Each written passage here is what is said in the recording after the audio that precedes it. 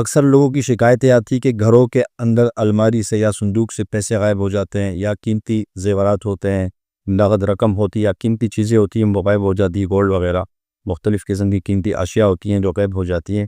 آج ایسے لوگوں کے لیے ان کے مسئلے کا حل لے کر آیا ہوں، روحانی حل، نوٹ فرما لیں۔ بلیک کلر کا دھاگا لیں 1 گز، اور اس طرح 7 دھاگے بنا لیں، ایک ایک گز کے 7 دھاگے کالے کلر میں ہو جائیں گے۔ اب اس دھاگوں کو بالکل برابر ناپ کے پکڑ کے آپ نے کرنا کیا ہے، سورہ تکاثر، الہاکم التکاثر، اس سورت کو پڑھنا ہے 11 مرتبہ۔